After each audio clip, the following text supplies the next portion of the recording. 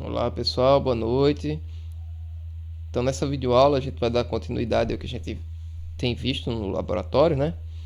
E esse conteúdo é importante que vocês assistam esse vídeo até o final com atenção, tá certo? Para que a gente, quando retornar ao laboratório, possamos reproduzir os passos que serão descritos aqui, tá certo? E o bom do vídeo é que vocês podem pausar o vídeo, podem voltar a assistir novamente, né? E quem puder fazer em casa, faz em casa. Quem não puder, quando chegar no laboratório, a gente retoma. Então, o que eu quero mostrar aqui primeiro é fazer uma recapitulação do que a gente viu até agora e depois apresentar mais algumas coisas que a gente pode fazer aqui no QGIS com dados vetoriais, tá? Então, primeiro de tudo, criar a pasta com a data de hoje, né? Vem aqui criar uma nova pasta, seguindo o mesmo padrão que a gente já vem adotando, 2022-0509. E vou salvar tudo que for de dado, projeto, tudo aqui dentro, tá? Agora eu vou lá no site do IBGE, baixar aqueles dados lá, né? downloads.ibge.gov.br, Geociências,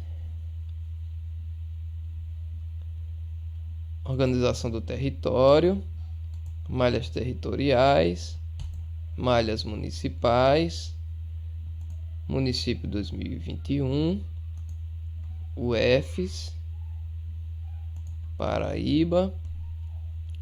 E vou escolher aqui, deixa eu ver, vou baixar somente dois aqui, municípios, pode ser regiões geográficas imediatas.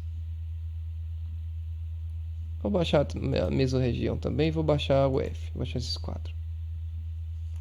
Ele baixa direto na pasta downloads, né? Então vou pegar esses quatro aqui, ó, recortar e copiar para a pasta com a data de hoje, né?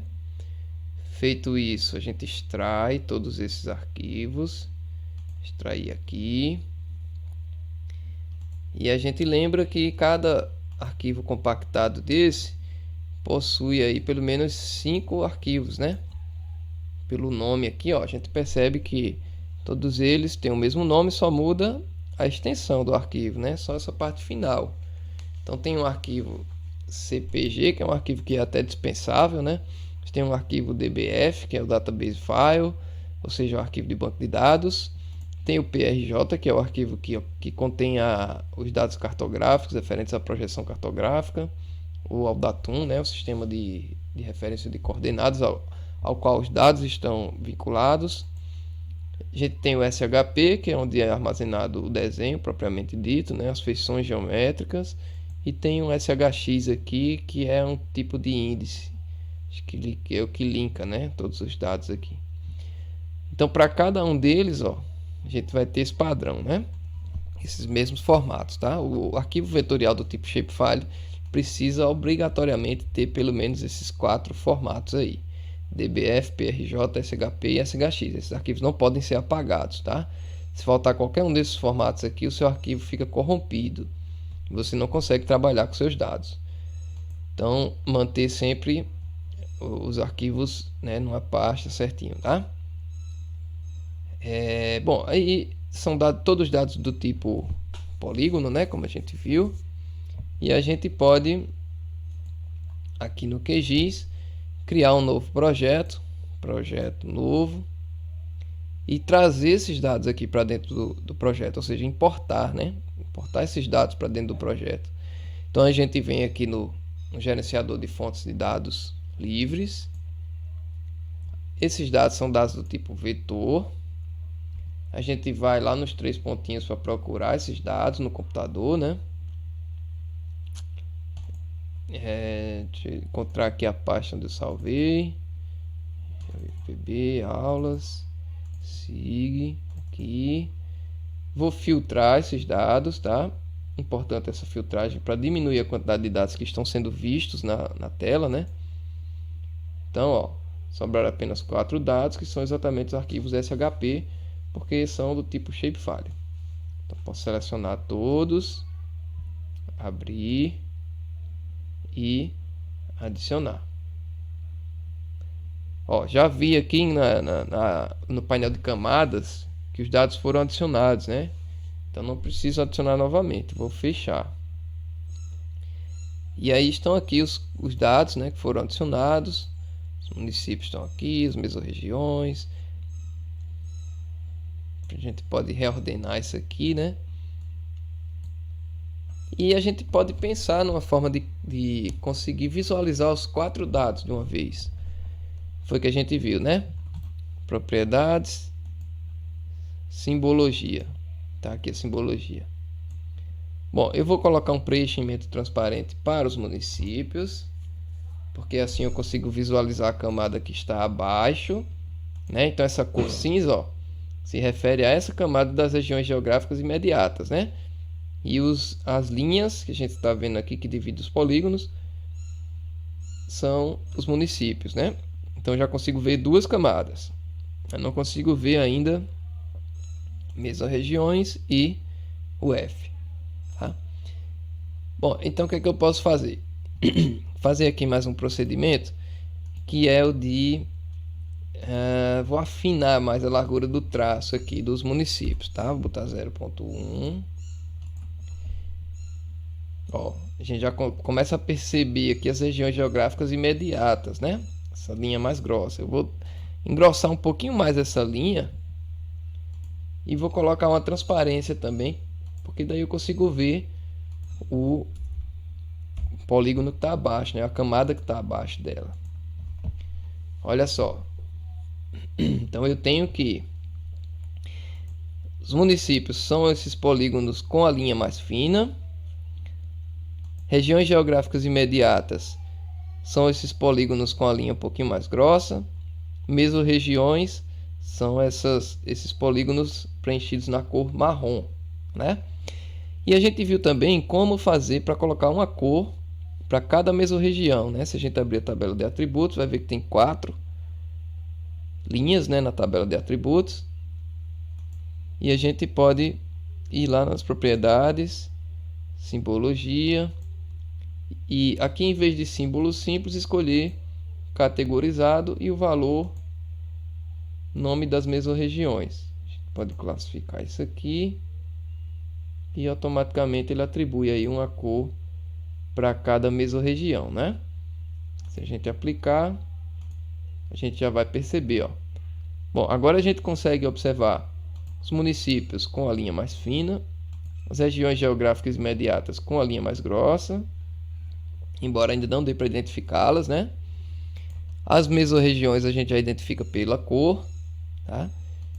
E PBUF que a gente ainda não consegue enxergar, mas a gente pode colocar um traço mais grosso, porque só interessa para a gente observar a borda desse dado, né? Vou botar aqui um 0,8, vamos ver como é que fica.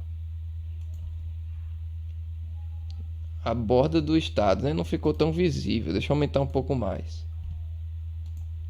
Vou colocar aqui o valor de 2. Agora sim, né? Então, consigo observar os 4 dados, né? Só na minha tela aqui, tá bom? Então, percebam esses recursos, né, que o software oferece, tá? Essa questão de colocar uma cor, de colocar um traço mais grosso, um traço mais fino, um outro tipo de traço, né? Tudo isso deve ser explorado por vocês, tá certo? Na elaboração dos mapas, na realização das análises, né? No manejo dos dados aqui dentro do SIG, tá bom? Bom, mas o que interessa? A gente tinha começado a ver a questão da tabela de atributos, né? Nós abrimos a tabela de atributos aqui dos municípios e vemos que ela continha 4 campos, né? Os campos são as colunas e as linhas são os registros, não é isso? Então a gente tem que os campos da camada município são código do município, nome do município, a sigla, né, do estado ao qual ele pertence e a área em quilômetros quadrados desse município, de cada município, né? Nós vimos que existem 223 feições, ou seja, 223 municípios no estado da Paraíba. E nós vimos como faz para acrescentar mais colunas aqui. né? Por exemplo, a gente tinha lá os dados do IDH e a gente foi colocando, a gente fez uma união, né, de tabelas e colocou aqui o IDH dos municípios junto com o shapefile que a gente já tinha dos municípios, né? Então vamos refazer esse procedimento aqui para a gente lembrar. Vou acrescentar dados, dessa vez não é vetor, dessa vez é texto delimitado, né? A gente vai ter um texto com o IDH, deixa eu encontrar aqui na pasta onde é que ele está. Aqui, acho que vai estar aqui em FPB dados. SIG, deixa eu encontrá-lo aqui. Deixa eu baixar aqui da nossa turma, né? Que já está postado no Classroom. Então vou baixar ele aqui, né? IDH texto. Inclusive quem não conseguiu baixar, né? É só seguir esses procedimentos aqui, esses passos, tá? Você vem aqui abrir uma nova janela. E agora sim, ó, fazer o download. Vou aproveitar e salvar também na pasta de hoje, né? Ele já salvou diretamente aqui em downloads. Tá aqui IDH. Mas eu vou colocar na pasta de hoje. FPB, aulas, SIG. Aqui. Pronto, já tenho aqui um documento de texto. Se a gente abrir, a gente vai ver que tem duas colunas, código e IDH. E elas estão separadas por um espaço. Né? Na linha seguinte eu tenho um código, isso aqui é um código, espaço, IDH. Aqui outro código, espaço, IDH. Outro código, espaço, IDH. Então beleza, duas colunas, né? Várias linhas aí e separadas pelo espaço.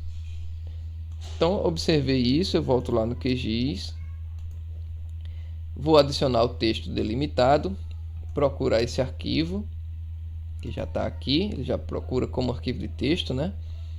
Então, já encontrei.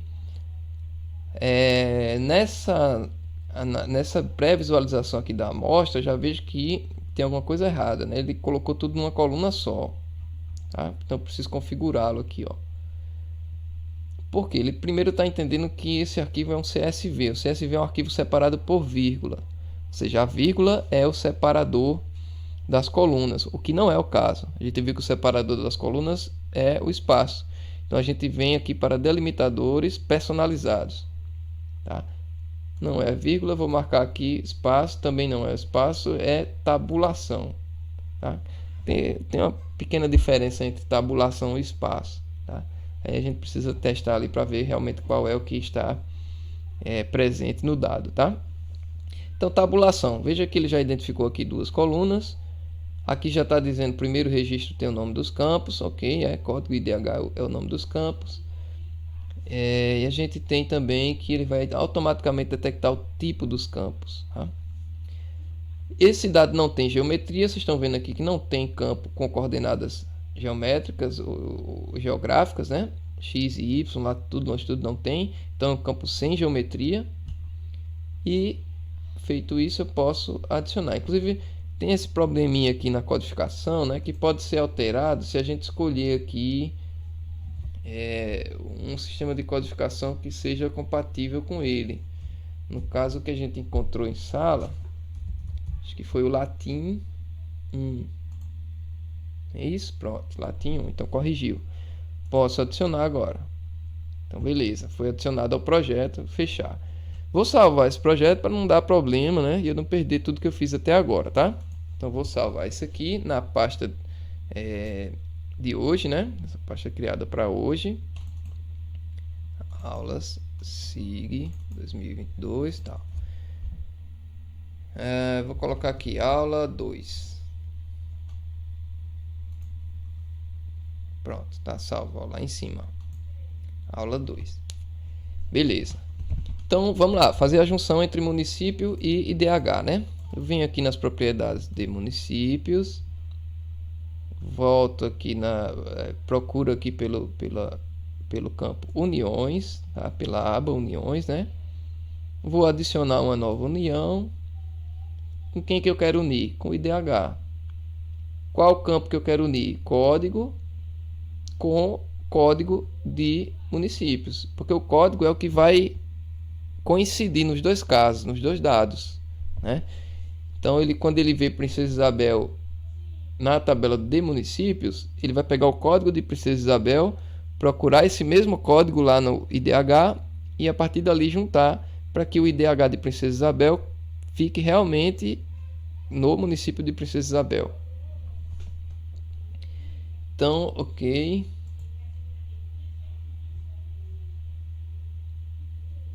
Vamos ver se a união vai funcionar.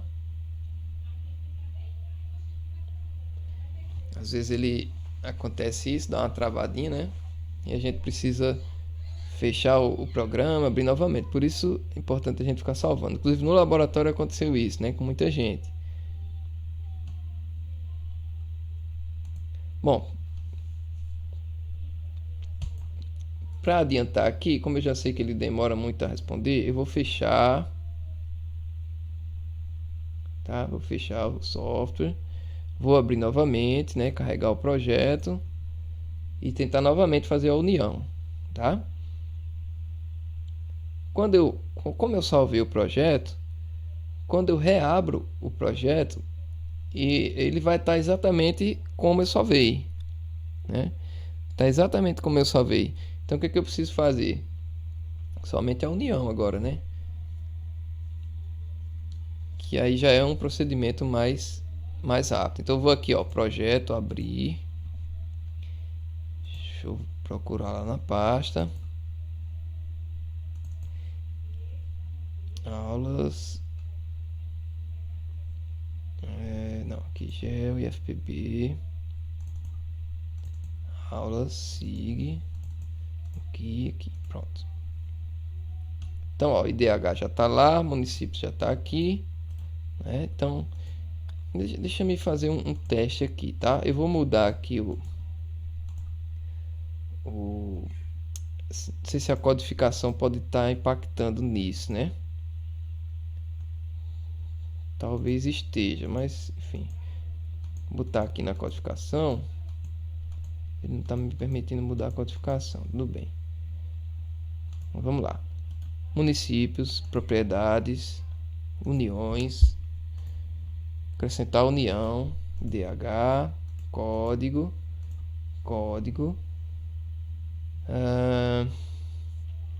Ok. Agora foi. Ó, a segunda vez normalmente ele funciona ligeirinho, né? Então aplicar, ok. Agora eu vou abrir a tabela de municípios. Não em propriedades, em tabela, né? Pra gente observar que agora tem uma camada chamada municípios. Uma camada não, campo, né? Chamado municípios, ó. Chamado IDH, tá? Que corresponde ao IDH de cada um desses municípios, tá? Aí a gente viu que é possível identificar o município com maior IDH. Quando você clica aqui, ele faz esse ordenamento, né? Se a setinha aqui estiver para baixo, então do maior para o menor. Se a setinha estiver para cima, do menor para o maior, né? Então, os menores IDH da Paraíba, esses dados são de 2010, né? Gado Bravo, Cacerengue, Damião, Cacimbas, Cuité de Mamanguape, Posto Zé Dantas, Santa Cecília, por aí vai. Os maiores IDHs: João Pessoa, Cabedelo, Campina Grande, Várzea, Patos, Santa Luzia, Cajazeiras, Guarabira, Souza e por aí vai, tá? Então, uma maneira da gente conseguir ordenar, né? Bom, pessoal, então a gente viu também por último que é possível fazer um mapa temático com esses dados, né? Vou desligar aqui regiões geográficas e mesorregiões e também os dados aqui da Paraíba. Vou voltar aqui para a simbologia de municípios e vou reativar aqui o preenchimento, tá? Reativei o preenchimento, ok. Como que a gente consegue fazer uma classificação desses dados, né? Vamos abrir aqui a simbologia E vamos escolher aqui o modo graduado, tá? Porque o graduado é usado para números, para dados qualitativos. O IDH é um dado qualitativo, né? Então vamos ver aqui qual o valor da área da tabela de atributos, IDH. O gradiente de cores que eu quero usar vai ser, deixa eu ver aqui, tem um que é do verde ao vermelho. Quero usar do verde ao vermelho, para dar a ideia de que quanto pior o IDH, vermelho, quanto melhor o IDH, verde. Cadê ele aqui? Pronto, aqui, ó, do vermelho ao verde, tá? Vou colocar como intervalo igual e vou definir como 5 classes, né? A gente viu que de 0 a 0, não lembro agora se é 0,4. Vamos pesquisar aqui. Atlas Brasil IDH. Vou dar uma olhada aqui nesse site, né? Que fala tudo sobre o desenvolvimento humano, né? Vamos ver aqui, procurar aqui pela metodologia utilizada para fazer a classificação do IDH. Vamos encontrar aqui, olha, tem toda a análise, né? Todo o resumo dessa questão do IDH. No caso aqui o IDHM, né? Porque é o IDH municipal, né? Vamos ver aqui.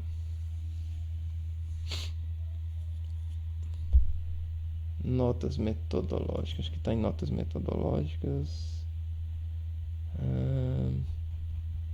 Não, deixa me ver aqui. Aqui ele vai falar de todas as regiões, né? Também não é isso, não. Peraí, deixa eu voltar. O ranking. Distrito Federal. Cadê aqui? Vamos lá que a gente encontra aqui. Pronto, acho que está aqui sobre o Atlas.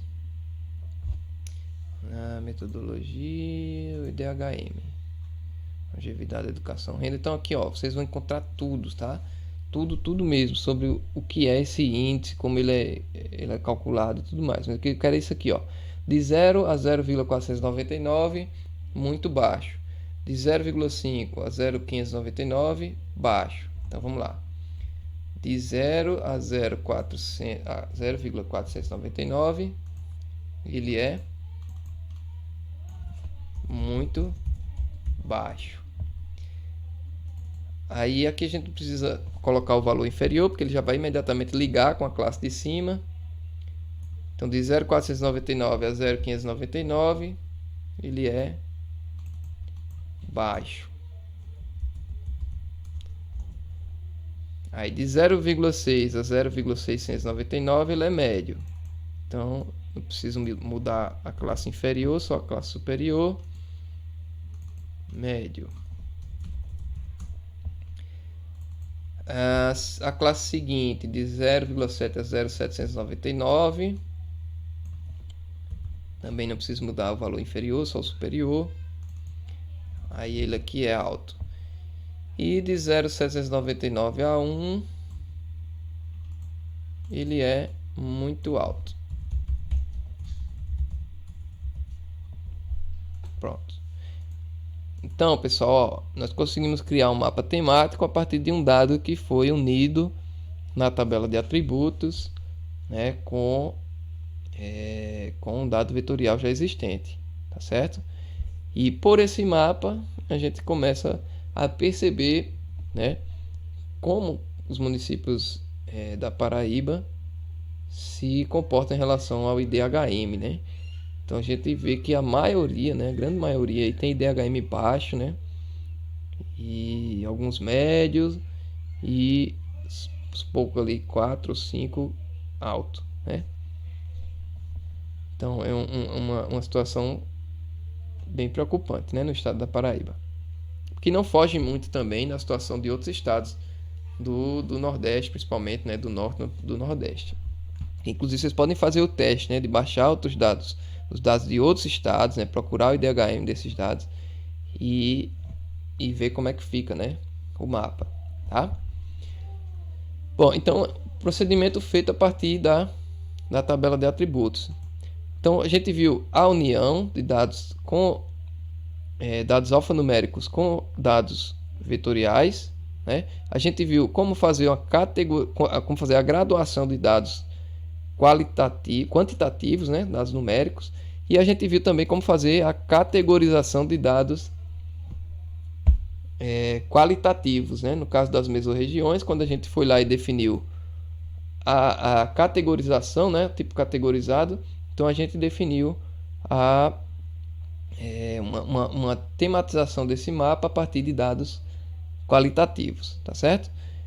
Bom, mais uma coisa que pode ser vista a partir da tabela de atributos é o cálculo de área, de comprimento, de perímetro, né? Mas acho que antes de ver essa questão da tabela, a gente pode fazer também algumas seleções, né? Algumas seleções na própria tabela, a partir de expressões, tá? Por exemplo, eu quero fazer um filtro avançado aqui de expressão para dizer o seguinte: selecione para mim todos os municípios com IDH acima de 0,6, por exemplo. Como é que eu faria isso? Ele vai abrir essa caixa aqui e eu vou pedir para ele me dizer o seguinte: eu quero aqui do IDH, eu quero aqui um IDH maior que 0,6, tá? Tem que usar aqui o ponto, tá?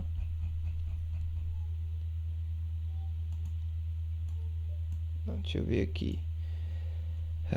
Eu posso fazer um filtro de campo, né? Pelo IDH. IDH maior que 0,6. Deixa eu ver se é isso aqui. Bem, não.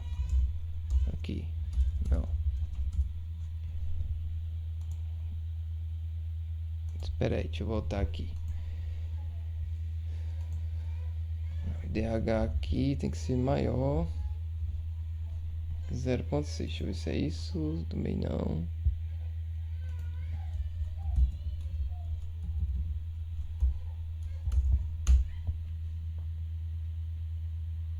Tá aqui, pronto, é isso mesmo.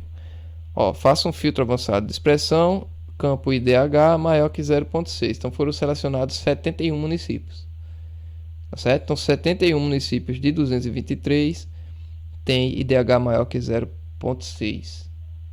Vamos ver que maior que 0,7 quantos são? Apenas 5. Uma Pessoa, Cabedelo, Campina Grande, Várzea e Patos, tá? Se eu quiser saber quantos são menor que 0,5, nenhum. Então não tem nenhum menor que 0,5. Menor que 0,6, a gente vai ter 151 municípios. Tá certo?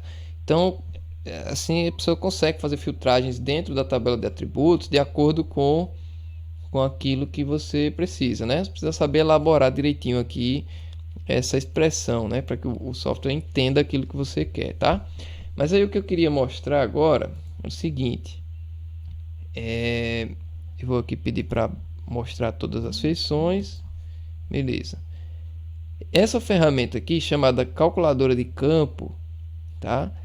Ela vai te permitir fazer cálculos de novos dados, né? Como tá vendo a área aqui, né? A área está em quilômetro quadrado. A gente pode tomar como exemplo aqui, calcular a área em hectare.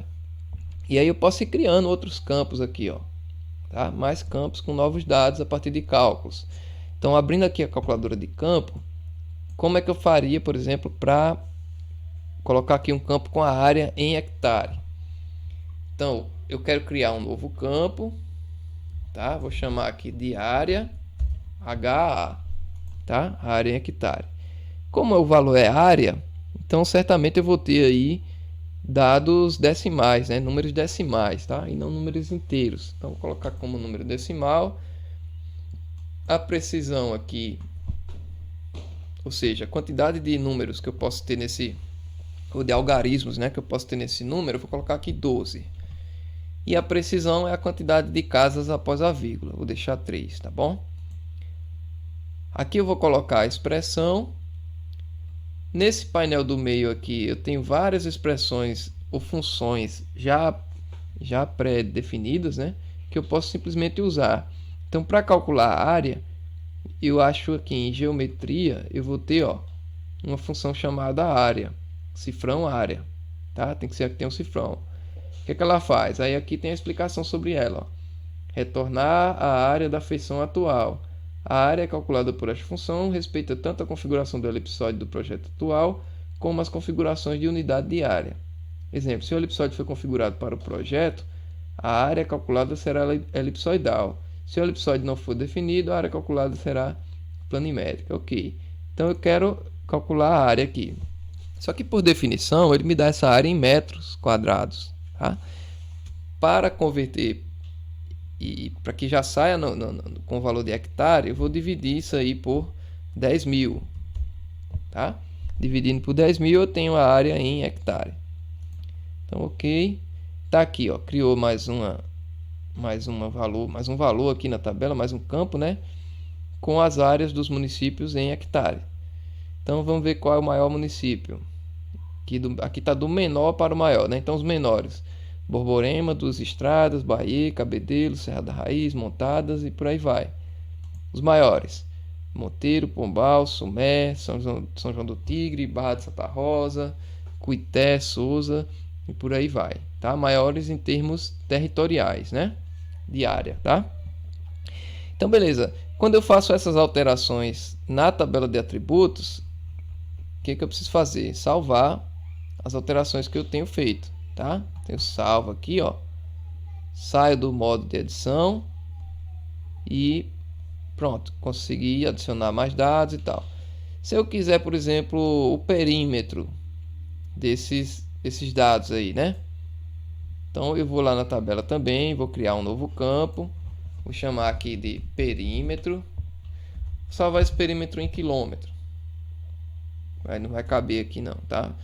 Vou chamar de perímetro, tá? Perímetro. Vai ser um número decimal e eu vou procurar também alguma função que faça o cálculo do perímetro, né? Se eu botar aqui no filtro, ó, eu encontro mais rápido, né?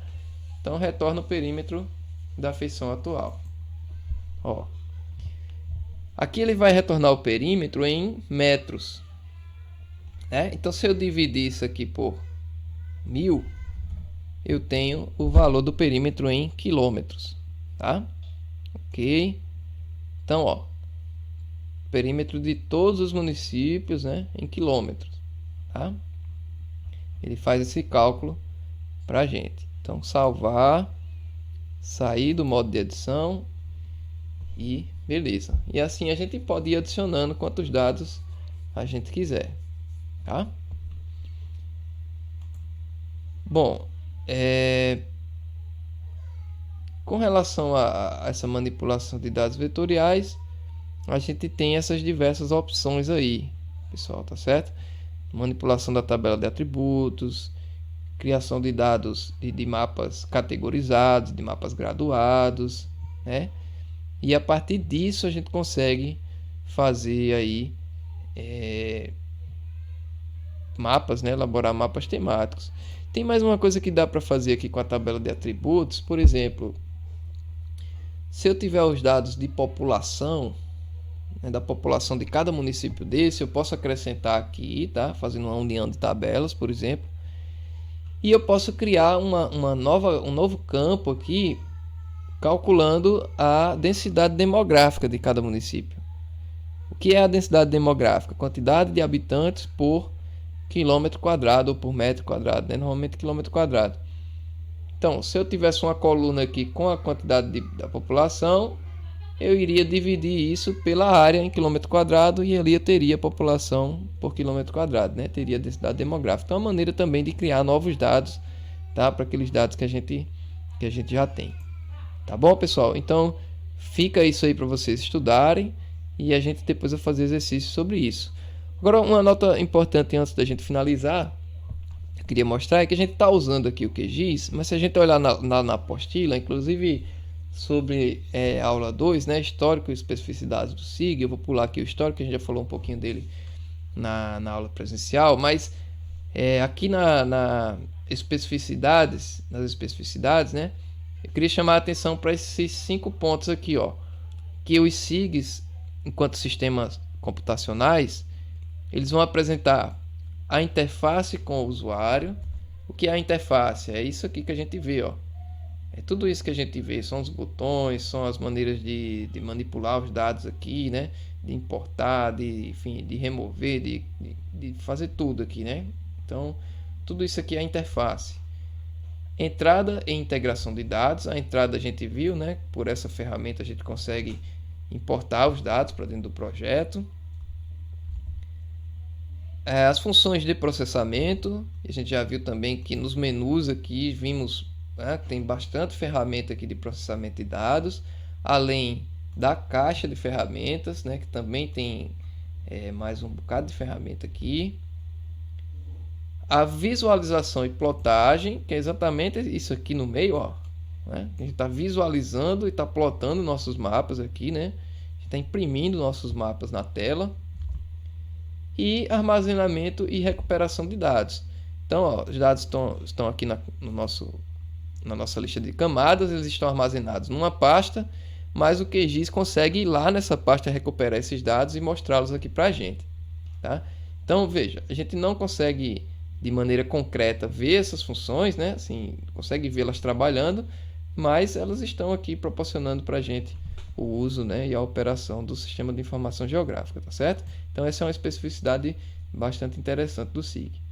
Então na nossa próxima aula a gente vai ver como elaborar os mapas, né, a partir disso que a gente já tem, que a gente já começou a construir, tá bom? Então até lá.